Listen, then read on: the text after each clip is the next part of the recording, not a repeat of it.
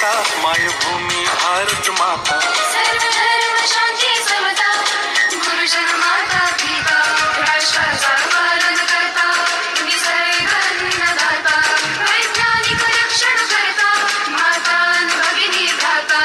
स्मरू पुराण बायबल गीता, स्मरू पुराण बायबल गीता. आता गिरू एकच कित्ता, आता